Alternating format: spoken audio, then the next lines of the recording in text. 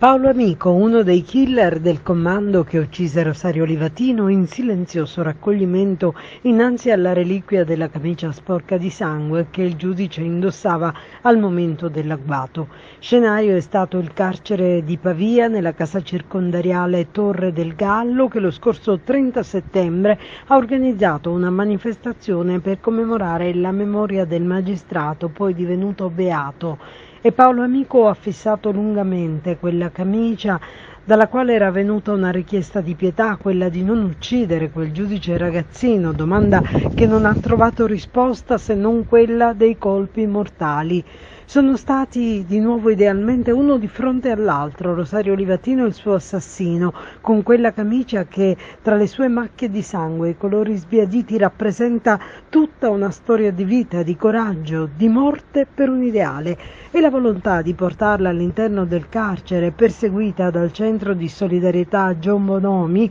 dall'Unione dei Giuristi Cattolici e di altre istituzioni e associazioni del Pavese, è sostenuta dalla convinzione che l'impatto con ciò che di tangibile rimane di questa pagina della nostra storia può aprire un varco di profonda riflessione.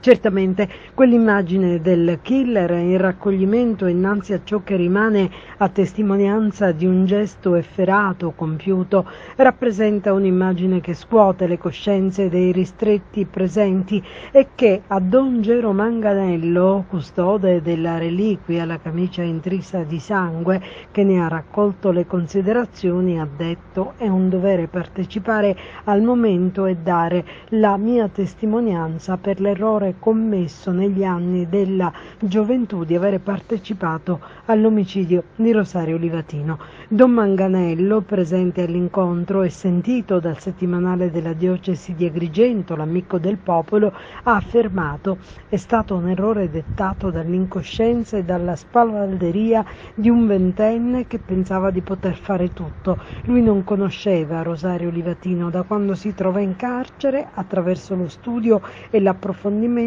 si è avvicinato alla figura del giudice e ha preso coscienza del suo gesto.